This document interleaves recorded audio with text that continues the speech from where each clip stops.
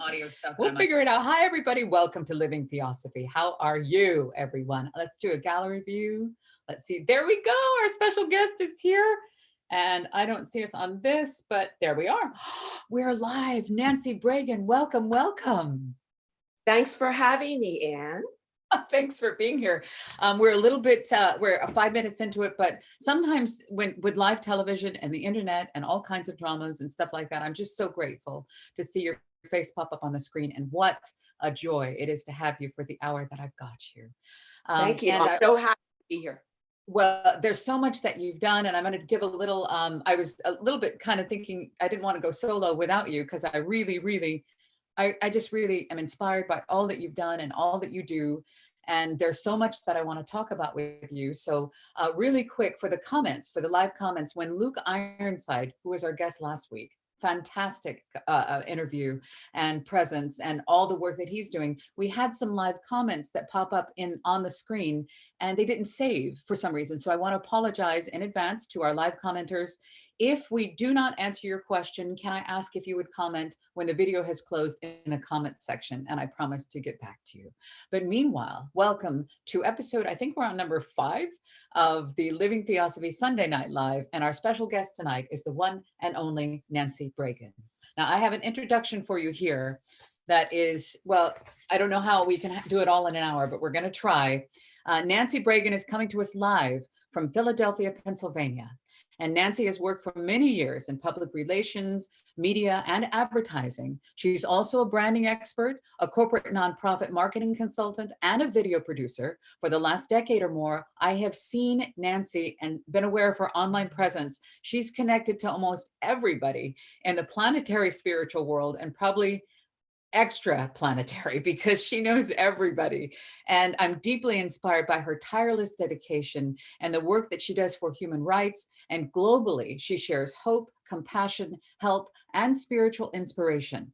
So I promise you, stick around, because this is going to be a fantastic hour. I am really looking forward to this. There's so much to cover in this hour. I wanted to especially talk about the service work that Nancy does with the Theosophical Order of Service in America.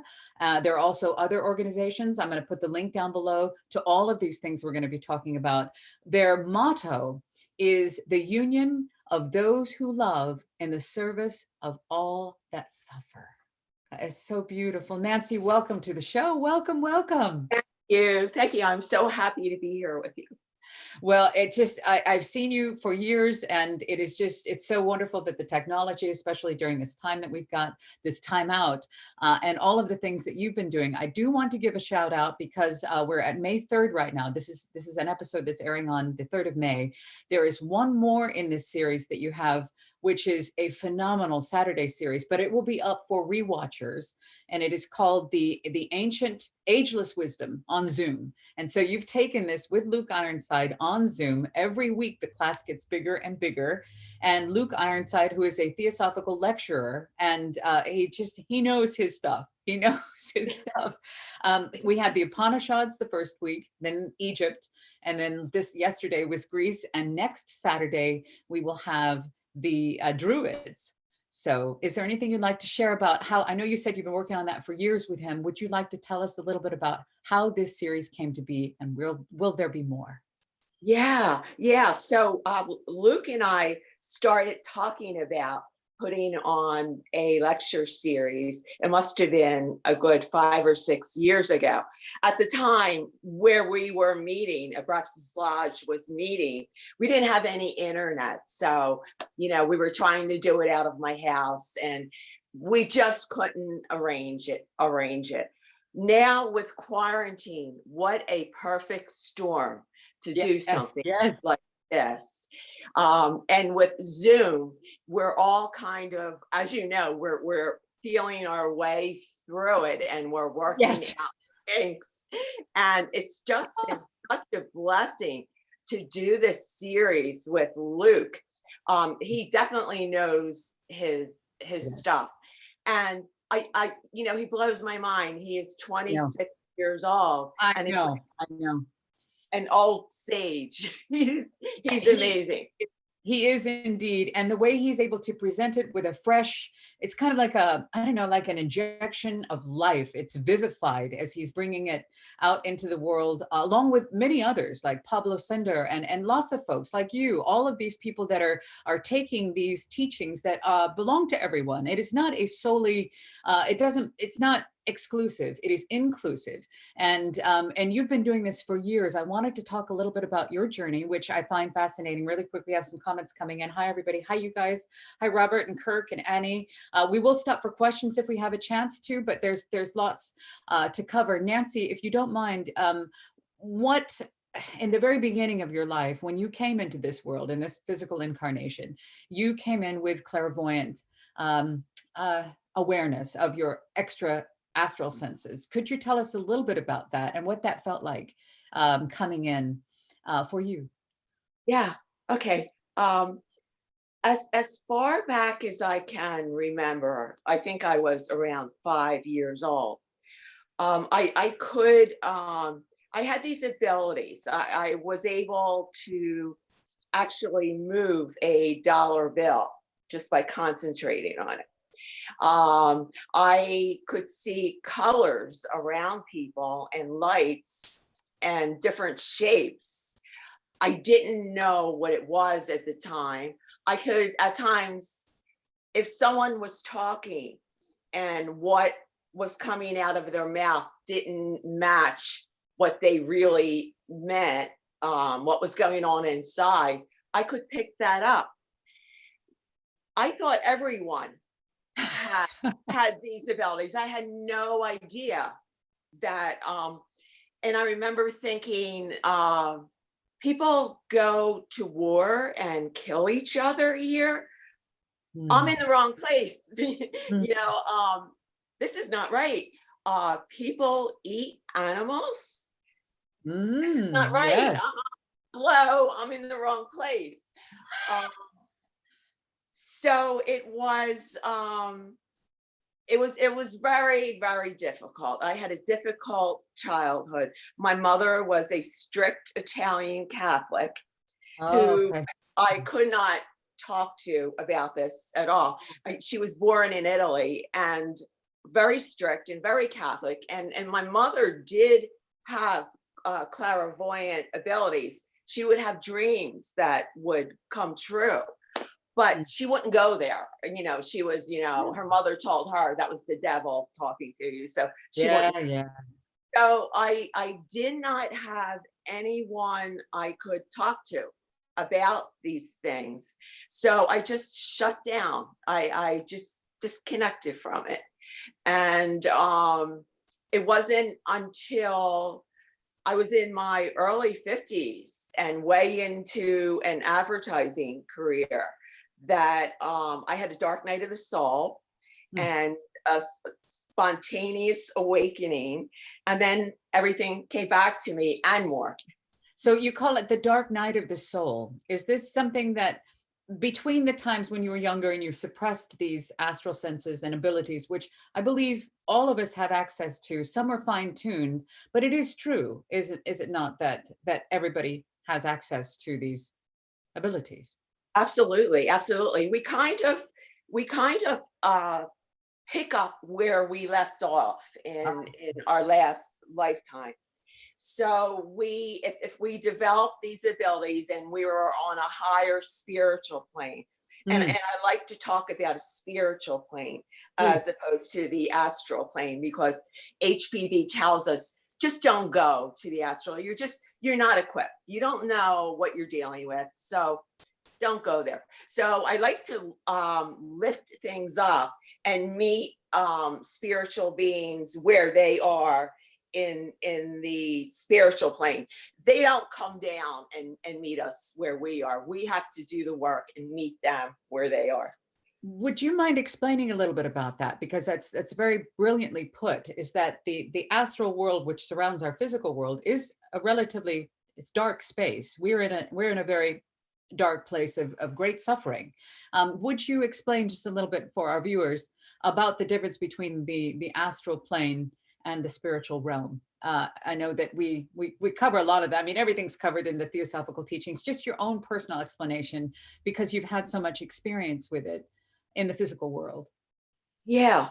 I used to, I got into a lot of different new age things when I guess it was around 20 years ago. I was into crystals Mhm. and I was into channeling. I thought that what I was channeling was real light. Uh, but I found, because they come on as being all love and light, but the beings in the astral plane, a lot of them are, they're lower dimensional beings, but they do have the ability to shapeshift, and they can throw on the costume. Say you're mourning your mother or your grandmother who just died. They can pick up your emotions and they can throw on the costume of your mother. They Mhm. can channel, and these, when I was channeling, I thought it was authentic. I thought it was real. I thought it was all love and light. And I'm sure a lot of these channelers now, they have good intentions, but Mhm. these beings are good. And they can just come in, and they come in as all love and light, and they take advantage. And it's very dangerous. HPB said she was an agent for the Bahamas. She Mhm. was not a channel. She did not leave her body. Mhm. She was fully aware, but she was just an agent for, I don't want to say just, she was the most amazing person, but, and it's just very dangerous to leave your body and open the door and invite come on in, all kinds of beings. People say that, well, it's okay, I have protection, I call in protection. Well, who are you protecting yourself from? It's you. It's your pure spirit that you Yes. want there, and you want to work from that. Yes. So I'll have to say that from channeling false light, I'm able now to realize false light just like that. There's an energy signature to it. Mm. And everything that I went through, I'm able to use now to help people. Well, you put it amazing. I think somebody had said that the beings in the astral plane, which is closest to the physical world, do not have your best interests at heart all the time. So we must be careful, very, very careful of anything psychic. A lot of people want the ability to have the powers if they're used for anything other than self. Well, they need to be selfless. Our abilities, as they talk about in the Theosophical teachings, the powers latent in humanity. And I know that you mentioned that you were drawn to Helena Petrovna Blavatsky. For those of you that are just tuning in who don't know who HPB is, she wrote down some of the most important texts of the last 2,000 years. These are humanities textbook. That's what we are doing here. And this is not anything that is exclusive. Again, this is not something that separates. This is something that unites.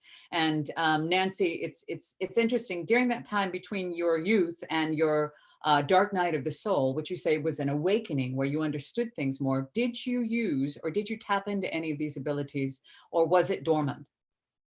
I did. I was very much into tarot card readings, and I did tap into it, but looking back, I wasn't equipped. I didn't know what I was Mm. dealing with. And there was a lot of false light there, and Yes, a lot of dark light there. yes. And I just wasn't equipped to go where I went looking back. But I think it's all a learning experience. If I didn't go through that, Mm. I would not be where I am now. In a way, do you feel that when you came across the Theosophical teachings themselves, do you feel, because I know how I felt when I discovered them, where have they been all my life? That's what I was looking for. I went through all the New Age bull crap to finally find the source of everything, all of the world's religions, philosophies, sciences. And when I found it, I thought, this is it. This is the Holy Grail. This is what I was looking for. Do you mind explaining a little bit about how you felt and knowing that you had these abilities, and in your journey being in a Catholic family, what it was like for you when you first came across Theosophy, and how did you know? Well, And I after my awakening, I had a very dark night of soul, and then, as dark as that was, I had an instant spontaneous Kundalini awakening, and it came on right away. It was like a freight train going up my spine. It was very intense, and thank God I had a lot of teachers and mentors that worked with me how to control my energy. Uh, I can explain it like, all of a sudden a light switch was just flicked on, and I could see things as they actually were. right, I understand. So I was always interested in HPB and Theosophy, but when that light switch went on, it was like, oh, it was like, all of a sudden Theosophy was, oh yeah, that's it. It's truth. It's pure truth. And now it's like an inner compass to me. It's my inner truth. It's a compass. And whenever I get lost on the path, which we all do, I have that inner GPS to guide me. My gosh, it's just I've seen your work. I've seen who you've worked with. I know that you've been working with, and you've done a lot of stuff in your publicity with your media and all that. You work with some big A+ personalities, which is not really a very theosophical thing. I would imagine you probably get a lot of ego there. So using your abilities to market, now you're marketing for compassion and for love and for service to humanity. I wanted to ask about were you an empath? Would you describe yourself as an empath? Do you feel that crushing compassion? No, I really don't know. I'm not sure, but going by the theosophical definitions, I relate the most to clairvoyant. Yeah, I understand. I understand. Do you feel that to being of service to all beings, there's a quote that you have on the Abraxas Lodge, which again, I'll put a link down below, which is your home lodge in Philadelphia, which you talk about peace to all beings, blessings on all that lives, which is a beautiful quote from The Voice of the Silence. And that's like the ultimate way of living, peace to all beings, blessing on all that lives. Which is compassion for all beings. And that's what some people think, okay, well, compassion only for my kind, or compassion only for this group, or only here, not over there. But there's an understanding of a global connection. And do you have any thoughts on that, on how, if people are watching this, if this is resonating with those, like it did with us, where you go, that's it, the light switch is on, I want to know more, to be of service to humanity. A lot of people think, well, I'm not going to make that much of a difference. What can I do? Is there anything I could ask that you would recommend to those who cross your path? What would you say to those who are interested in what you were talking about today, how to be of service? And we'll talk more about it. I'm just asking, I'm just curious on what you might answer when people Yeah, ask you that question. we have a perfect storm right now. We have the internet. We have a global village at our fingertips. It's a good word. That is a beautiful way to put it. A global village. Yes, we do. Yeah. And now's the time. Whenever, we have the time now. Whatever you always wanted to do to be in service, take a step. Just take one step, and mighty forces come to your aid. Just take a step, go there. You'll be guided. If you go in with the right intention to be of service to humanity, higher beings come in and assist you. All you have to do is take a step. Whatever you wanted to do, you have the time now. You have the internet. go Yeah. for it. The good thing is you set your intention. You want to be in service to help humanity. And then Mhm. we let it go. Thy will be done. Let it go. No investment in the outcome. Just let it go. Thy will be done. Take a step and sit back and watch it happen. It's really quite amazing. It's true. Um, It's true what you're saying. Very true. What would you, I would imagine you probably, I asked Luke this last week as well, is that a lot of people come in with the understanding that Theosophy is uh, anti-religion and it's negative. In other words, it's not negative. Actually, it is antedates all of the world's religions. It is where they came from, and so it is timeless. And that's why in your series, again, I will put a link to those studies, and also if you could send me the link for where they'll be up afterwards, for the ancient wisdom series on Zoom, which was done during the big coronavirus shutdown of 2020. But I'm sure there's more to come from you, because now that we've got this chance to speak online, that the lodges are no longer solely where we're meeting all over the world, anywhere that there's, like we talked about, this is the mirror that connects us all. And so okay, there's so much that I wanted to ask you about being of service to humanity. We spoke briefly though, okay, about how I wanted to get your answer to the question of, what do you say to those who say that Theosophy is anti-Christian? Do you mind if I ask you that question? you know, it's difficult, isn't it, to talk to Christians about it. Yes, I yes. work in the Theosophical Society of America prison mentor program, and I mentor five Yeah. prisoners under that. And I had one prisoner, and they complete lessons and they answer the questions afterwards. It's all by mail, and they send the questions, and then I answer them and send them back with books and things like that. We had one prisoner who wasn't getting the things from me that I was sending him, and Oh. the mailing label, it comes from National in Wheaton. I was sending books and lessons and everything. He wasn't getting them.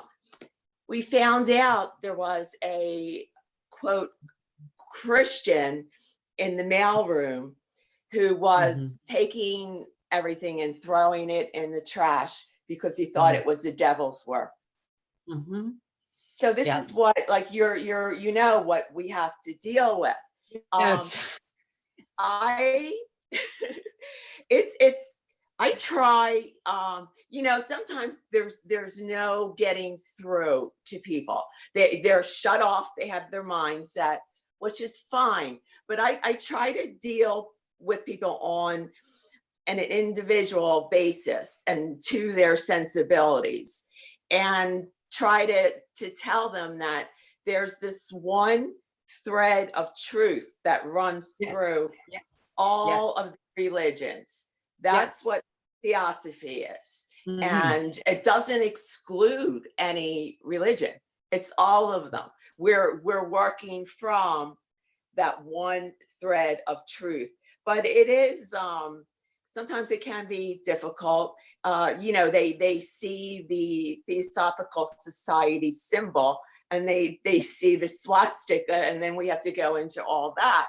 You know, some people just turn off immediately because, oh, you're just Nazis, you know.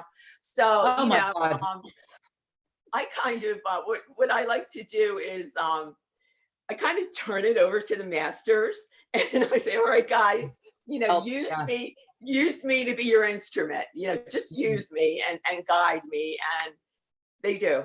So. And I would like to explain that really quick. It's so wonderful to be able to have someone who understands the Theosophical logo, or sorry, the symbol. You will see the swastika, which is an ancient symbol of creation. And it was hijacked last century by the Nazis, along with the term Aryan and brotherhood and all of the things. This was hijacked. So this existed long and way, but these are ancient symbols and terms that were hijacked correct. So there is a lot of ignorance, and there is a lot of condemnation, but I'm so proud and so inspired to see you guys, you and all of them, keep hammering through, especially like Petra from the Blavatsky Lodge out of London. Very brave. It was the first episode. I think it was Easter Sunday, where she talked about the real meaning of the term Christ, and the Christos that exists in all of us, and that the second coming is not to be a supernatural being that will come out of the clouds, but within all of us. And so as we step bravely out into the masses, I was expecting to be annihilated, but I wasn't. There was a lot of actually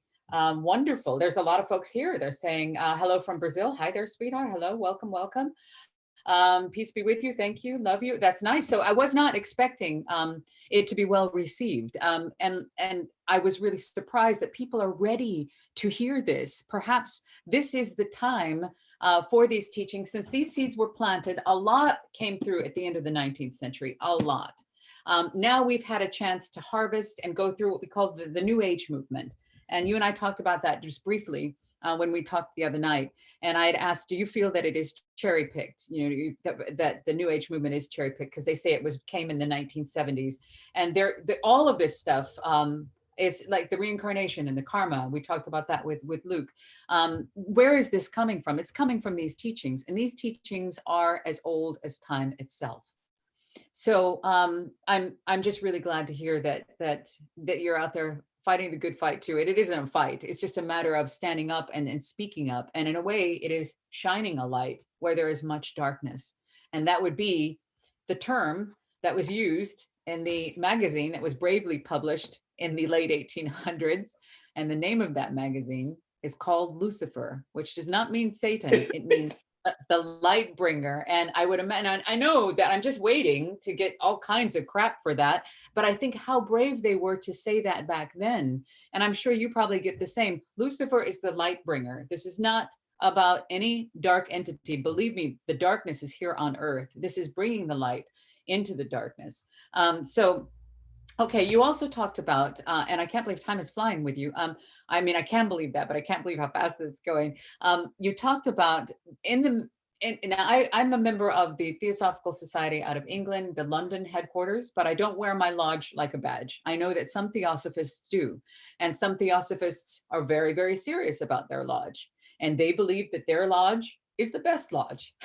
And they believe that their lodge is the most correct lodge. And I'm like, if we don't stop that, we're going to end up like the churches. And so my belief in the living theosophy here is every one of us has something to bring to the table, that all of us are living theosophy, are we not?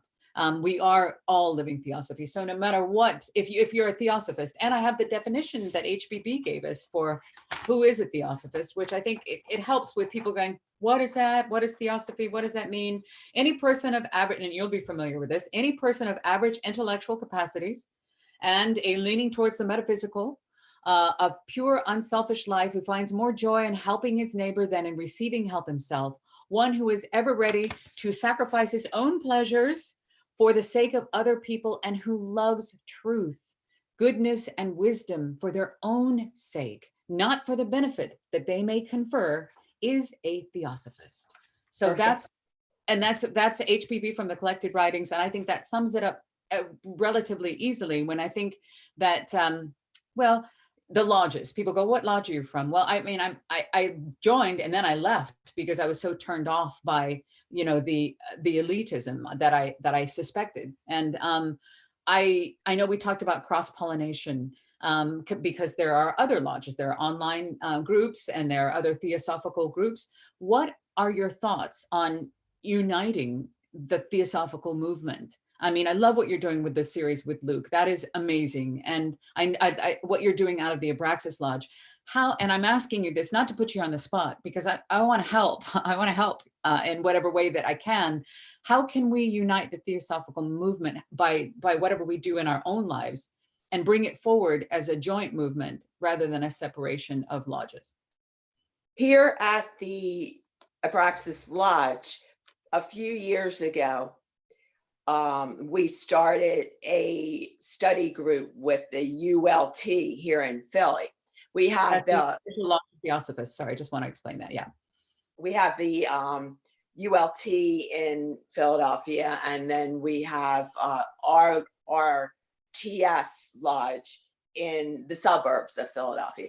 So we were doing our thing, and they were doing their things, and we never met. We never talked about it. We didn't know what they were doing, and they didn't know what we were doing, and it was totally separate for years. It's just the way it was. I met someone from the ULT Philly, Tommy Kehoe, and we started talking, and we just said, well, how silly is this? You know, we're all Theosophists. We have so much to bring to the table. They have so much to bring to the table. The ULT, they stick to the teachings of Judge and HPV, and they don't go.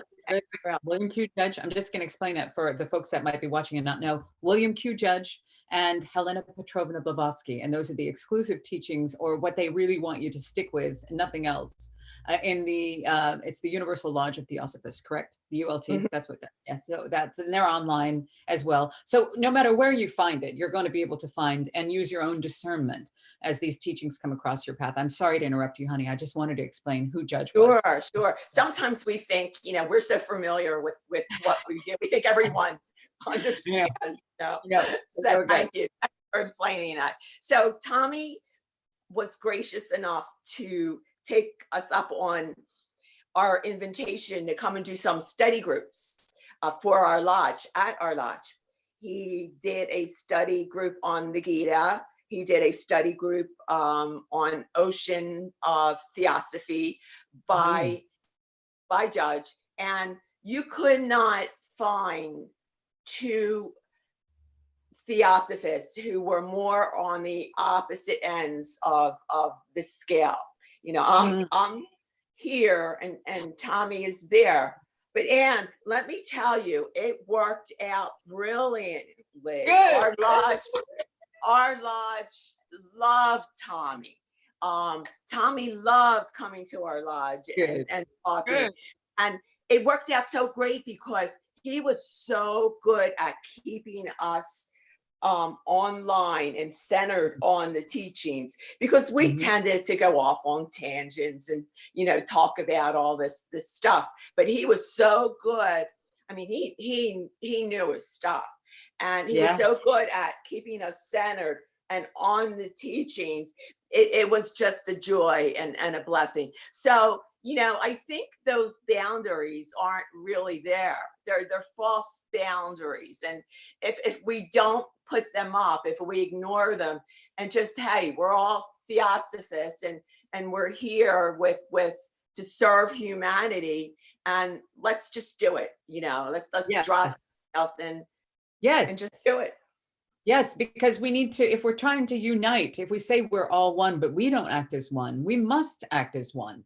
Because otherwise we will shoot off into separation and we will make the same mistakes that have been made before. I see some comments coming in, and I missed them last time because I thought that they would catch in the replays. Hang on one second.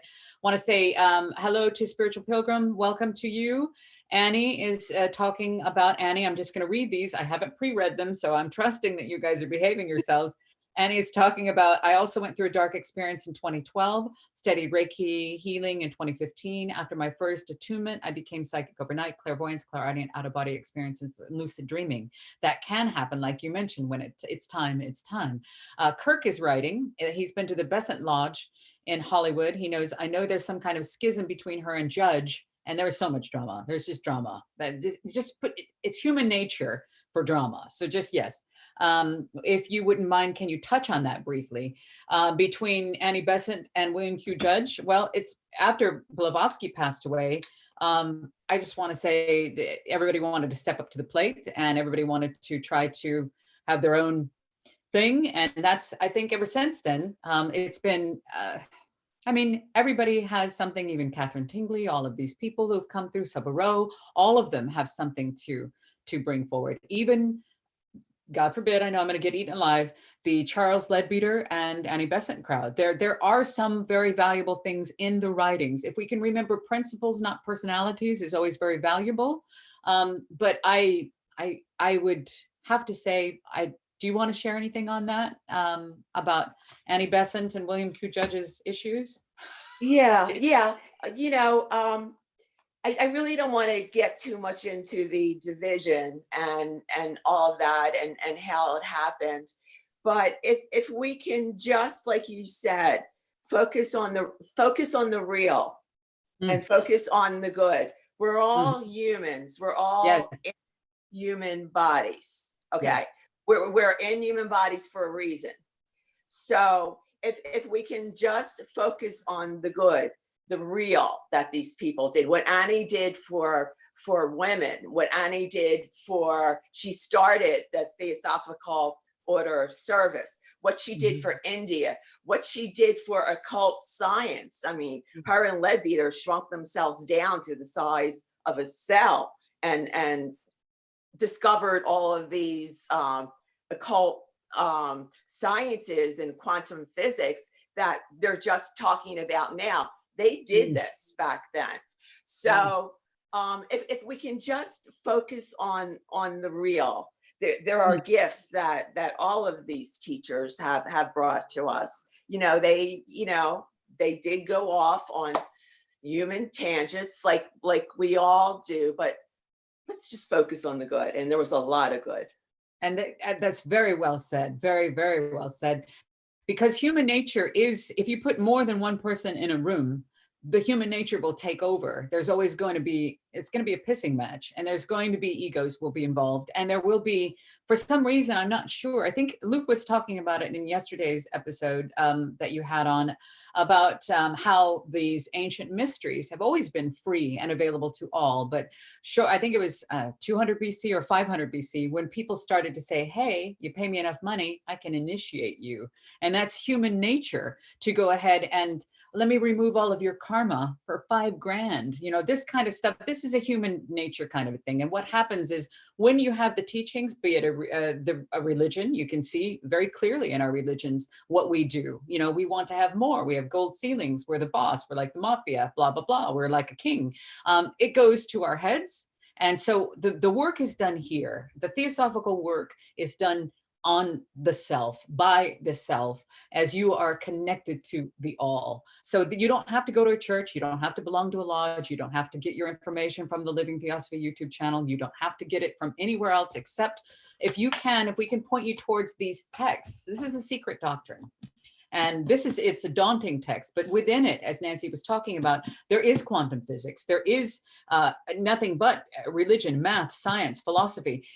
These things are coming through Helena Petrovna Blavatsky. This is not a worship of that particular individual. She wrote them down, and she recorded them, and many others have come through as well. If you think that the sages and the avatars who came, Buddha, and Christ, they didn't sit down and write them down themselves. These are the people that came afterwards. The teachings then are coming through humans, and humans will be as humans are, which is selfish and greedy, and we are ignorant and superstitious. And I'm hoping that we don't make those same mistakes. Hang on, we just had a come in. Okay, hang on. Okay, good. Thank you for commenting. If you are not able to, if the comments don't show up, if your live comments don't show up, please come back in and share in the regular comment section. This is a relatively small channel, Nancy. It's not going to be a huge audience, but I'm going to keep it up online because whoever's meant to find this will find this. That's right. And Yeah. yeah, and I believe that what you're doing is extremely important. What I see all of them doing, stepping forward with the diploma class out of the headquarters out of London, from the online class that Pablo is doing out of California, all of the groups online. If they're sharing the teachings, then they're being of service. Then I'm grateful for that. And I will put the links down below for the your lodge, the Abraxas Lodge. And I wrote down your mission here, which is really beautiful. It is to encourage open-minded inquiry into world religions, philosophy, and science, and the arts, which I thought was wonderful, because if we look into the arts and the myths and all of that, if we look into the arts in order to understand the wisdom of the ages, and again, referring back to Luke last week, talking about the myths, Blavatsky has said, pay attention to your myths and legends, because there's truth there. There's truth to be found there. That's the way the stories were handed down through the ages. And so it says, respect the unity of all life. and help people explore spiritual self-transformation. And again, peace to all beings, blessing on all that lives. Wouldn't that be a wonderful philosophy if That's everybody it. actually, That's it right there. That's everything right there. I know, if each of us, instead of saying, yeah, but only ours, if we actually did that, and that's where the battle, this eternal battle that we think is something going to happen in the skies, it's between your higher and your lower self, is it not? And that's what my understanding is. How would you? Absolutely. Yeah, it's Yeah, happening with you. I'm sorry to talk over you, sweetheart. Please go ahead. I'm so that's sorry. okay. It's we all have it, the constant battle of the ego. And we all have it. Just when I start to think, well, I'm doing pretty good overcoming ego. I get slammed. So we all have it. It's always going to be there. And thank God for ego, because it gets us through this lifetime, and it helps us navigate through this lifetime, through the physical. But the ego is like a 5-year-old child. We Yeah. don't let the ego guide us. The ego is not in charge. We're in charge. So if we just okay, ego, I named my ego Mimi, after I Mimi mine. And That's brilliant. I'll just say, okay, I give my ego a hug, go sit in the corner, be quiet. And, you have to kind of keep it in its place, and spirit is in charge, not the ego. But we all get wrapped up in it from time to time. People tend to say, well, I love humanity. I love my kids. I do all this work for my church. Yeah, but do you love the mailman's daughter? Do Yeah. you love the child in Nigeria? Mm. Do you love everyone, humanity? There's one basic love. Do you love humanity from the heart, with no division at all, and come from the heart, and really know that we are all one? We are all one. We're like cells of the same body, and we are. And that was a brilliant name for your ego, Mimi. It's perfect. It's perfect, because that's it. It is that inner voice, and we've talked about this as we talk about in the key to Theosophy, talking about the voice of the lower self. And a lot of people think that that's really who they are. I thought it was who I was. I named mine Brutus because it's brutish. It's true. And I know, and I can hear it when it's literally, and that's what wars are fought over, are because this lower voice is associated with absolute self. But there's something far beyond that. There's something far behind the voice of the silence that is behind the voice of the earthly self, the voice of the ego. And so all of these things can be answered in the teachings of Theosophy. We look for the commonalities of all the world's religions, sciences, and philosophies, like you talked about. We look for being connected. A lot of people will say, what is Theosophy? A lot of people, most people don't even know how to pronounce it. So that's what, in a way, that we're doing here, is I would like to be able to be, in a way, just like a little signpost saying, look here, if you want to look here and get a hold of these texts and apply them. It's not so much about knowing them. Not all of us are going to be Luke Ironside about it. A lot of people are going to be able to understand and apply them. And then you see the changes take place in your life. Can you explain for us? Actually, I can see we're coming. No way. Oh my God, honey, look at the time. I can't believe that. I thought I had another 35 minutes with you. Okay. I'm going to go ahead and move forward to something that I think is so beautiful, is the service work that you do in the prisons. And this is something, an outreach to those. I want to explain, I'm a convicted felon. It's alcohol related. It has now been reduced, expunged, dismissed. I will tell you that in the institutions, those that are there, not all of them are guilty, and not everybody who's guilty is incarcerated. and I will tell you what you're charged with and what you get convicted for and what truly happened. They're all three different things. This is a mass suffering. There's a lot of grief there. And the fact that you're bringing this light into the prisons is so amazing. I didn't even know that this existed till I spoke with you the other night. Can you tell us about the Theosophical Order of Service in the prison system that you're currently doing? Okay, we do it under the umbrella of David Bruce at the National Theosophical Society of America in Wheaton. And David Bruce runs the program, and he's been doing it for I don't know how many years. And he's amazing. It was started way back by Dora Van Gelder Koons, who actually went out and visited prisons on our honeymoon, and it was just about and right now it's a correspondence program where the prisoners get to pick the lessons that they want to do. They do the lessons. There are questions after each chapter. They answer them and send them to me. I send a response back, and I cannot tell you, I have seen what the changes I have seen in these prisoners. It's just I cannot, and I think I get more out of it than they do, because I have to really know my stuff if I'm going to tutor them. If a prisoner is a convicted murderer, I have to know what I'm talking about when I talk about karma and reincarnation. So it helps me to go back to the teachings and study it and know it. And it's just been so amazing working with them. I can't tell you how much I get out of it, and it's just been a joy. My focus has been on the homeless, and right now we're doing a lot of work with immigrants. There's a lot to be done there, and of course the prisoners. And I try to be a voice for those who don't have a voice, and work with them. We're all human beings. We're all one, and if we just take it from there.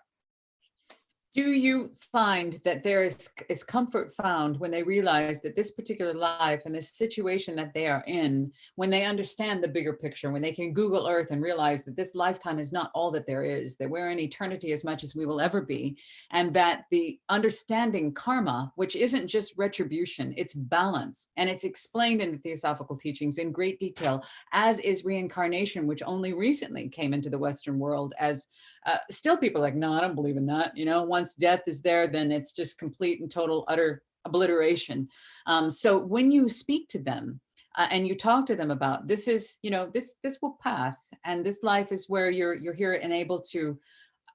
I would have loved to have been able to find these when I was hurting, and I found them during a time of great pain, but it was about 7 years after getting sober. I'll be 18 next month. But I know that these teachings explain the unexplainable. I couldn't find it as they shoved the Bible down my throat. I couldn't find it. I didn't understand that. But these teachings can offer hope and light and courage and a future. Do you find that they're receptive to them? And is this something that we can help you with? Is there anything that we can do to help? Yeah, well, there are those prisoners who got into the program because they were interested in the occult, and they thought we were all about the occult and help them develop their occult abilities. And then you can tell right away, and kind of weed them out, and they realize, well, this isn't what they thought. But the prisoners that are serious about it and really want to, I tell them, you're doing time. You have nothing to do. You have the time. Use it right now. You can make such a difference right now. They think they're helpless because a lot of them think they're helpless because they're in jail and, oh, what could I do to help the world? And you can do so much. I encourage all of them to meditate. You have to meditate and get centered and work on raising your level of consciousness. If you just sit there and meditate and send out thoughts of peace and love to the universe, you are doing so much that you don't realize. If you just change the way you look at things, the things around you change. You know, I hear horror stories about the guards and things that go on in prisons. But if you just change the way you interact with them, they change too. It's true. And then I found that so many of the prisoners, they share the program with other prisoners. So they're like the great beacon of light in prisons, working for the light and working for Theosophy. It's all divinely planned. It is, and it's time. I think that there is a time, this particular time, 2020, right now, what we're going through, maybe it just wasn't ready to hit yet. And it does feel like there is a forward movement. And you and I had spoken about this. It feels like these teachings have a momentum of their own. And I don't want to keep you. Hi there. Okay, hang on one second. I've got Michael Newham has a question here. Hi, folks. Your thoughts on the COVID pandemic and the implications for personal development. And he writes here, it seems like Mother Earth put a pause to accelerated self-destruction. And amazing timing, don't you think? Yes, Mick, I do believe that nothing happens by accident, but I'm going to let Nancy, our guest, what are your thoughts about this mandatory timeout and planet Earth and how nature and nature is the true church. Nature is the God that I don't want to put any thoughts out there. I want you to answer the question. What do you think about this timeout? It's interesting, isn't it? It's like, it's unlike anything before. I know personally, if I'm not on the right path, I'll get hit and hit and hit. And if I still don't listen, I get knocked off of my feet. So I'm forced to stop and listen. I get hit by a ton of bricks. All right, Nance, you're not going anywhere. I tend to be, one of those people that glorifies busy, busy. I have to be doing. Yeah, you are busy. You're everywhere, honey. There's lots. You are very, very busy. But go ahead. So I think, maybe our planet and humanity we're not doing what we're supposed to be doing. We're abusing the environment and each other and the animals, and we're just not really doing it right now. So I really think we were knocked off of our feet. So we can pull back, stop doing, meditate, and create a new paradigm. Things will never be the same when we get back out there. Yeah. But let's use this time to meditate and think about what we want it to be. It could be anything we want from this point on. So, and it'll never be the old paradigm. It'll never be the same. Great. Let's create it anew. Let's take this time and really get centered on what we want it to be. And then when we go back out there, let's create it. Well, a brilliant answer again. And I know that last time there was a comment that somebody wanted to speak about veganism and vegetarianism and these teachings and the future. And they're talking about what we are doing here. This is a wake-up call to look at what we're doing to our planet with the global warming, with the selfishness and the plastics, but eating the animals. This is something that I didn't understand that because I was raised in California and it was just, you just ate meat. That's just what it was. And then when I married my husband, who is a vegetarian, I thought, okay, I became vegetarian with him. But then one day I understood that I was building my body on the suffering of other living beings. And I could no more eat meat than take a bite out of an infant's face. I couldn't do that. I just couldn't do that. It literally, it was incongruent, and I could not go any further. So it wasn't a diet. It wasn't a lifestyle change. It was, oh my God, I can't. And it was through the teachings and understanding and putting them in application. And I've had a request to do a whole show on that. So I don't know what your thoughts are on that, or if you know anybody, or please send them my way. I just want to have folks that I'd love to be able to speak with your ULT connections. I'd love to have them on if they're interested. Anyone, Yeah. everyone. And I know that we have, oh gosh, I've had you, I can't believe it's felt like I've been with you for 5 minutes. It's true. I just love you so much. I do. We could talk for hours, Anne. I'm sure we can talk for hours. I just love you. I do. And I'm hoping that when this is over, I hope that you do come over this way. I would really love that. But I'd really like to stay connected, and I'd like to help you in any way that I can. Please always reach out if there's anything ever that I can do. Somebody's writing occult, the definition of the term occult. Now that's something that it can mean the black arts, but it just means outside of the currently known now. So when we talk about occult, when people say, "Oh, Theosophy, that's a cult," what is your answer? How do you reply to people like that? It's like really simple. It's hidden wisdom, hidden wisdom. It's just it's there for all of us. Hidden wisdom, working with nature. HPB tells us that anyone who uses these occult forces or natural forces for themselves to advance themselves, it's black magic. It's black magic. But it's just working with these natural forces, and that's all it is. But it's everything working in conjunction with nature. Yeah. Yes. That's all. Yes. And so the occult word, when that comes up, it's been spun by the church and others to mean something negative, and it can be used. This wisdom can be used for selfish purposes, and I pity those who think that you can get away with that, because nothing goes unbalanced. Absolutely nothing. Especially if you try to control another person or you try to benefit from it, you will reap your own reward. Now, do as you say, and now what is it? Don't do to others what you wouldn't have done to you. That advice has come through the millennia. That is not just a suggestion. That is an absolute, because what you do, you will experience. What you think, what you do, and you will be the recipient of that. So you've got to be very, very careful. So the occult, like when you mention that, yes, it does cover the occult, but this explains the occult. So if you want to learn more about the occult, I highly recommend the study of Theosophy. Honey, I can't believe it's already been an hour. This is so unfair. I know. Hang on one second. I've got, there's a few. Thank you very much, Kirk. Thank you, Akabal. Hi, you guys. Hi, everybody. Hi, Elias. Elias from Brazil is here. Elias. Oh, I love you. I see him on Facebook all the time. There's a few of you here. And if you're on the rewatch, you can comment. I will respond to you. If I miss it, right back.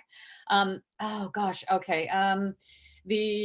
What is your hope? Let's go ahead and close. I'm going to have to skip most of my questions. Darn it. What is your hope for the future of the Theosophical movement? And now, because you were born in this particular time period, you came in the 19th century, in the 20th century.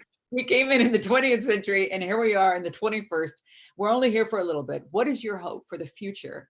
From say after you pass, what do you hope to see 50 years from now, about 100 years from now? I hope that we can get the Theosophical teachings out to the mainstream, especially right now when humanity needs it the most. And I hope that we can get it out, and that it grows and grows, and that 100 years from now we are all living from the heart as one humanity.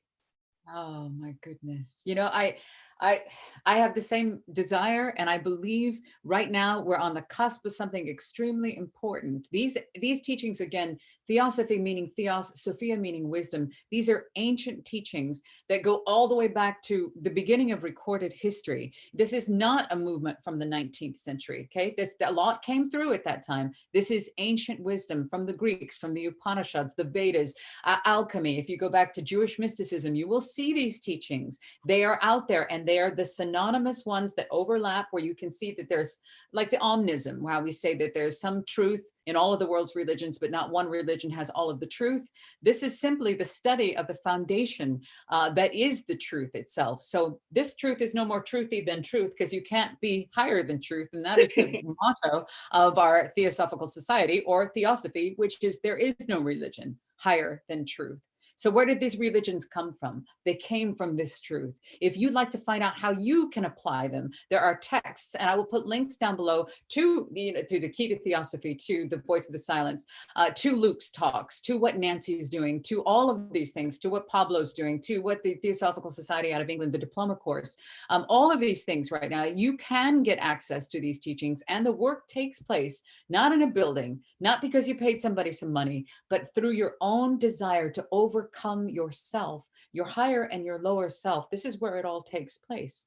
And so you can do it wherever you're at, whether you're in prison, whether you're isolated somewhere, whether you're in bed and all you have is just your thoughts.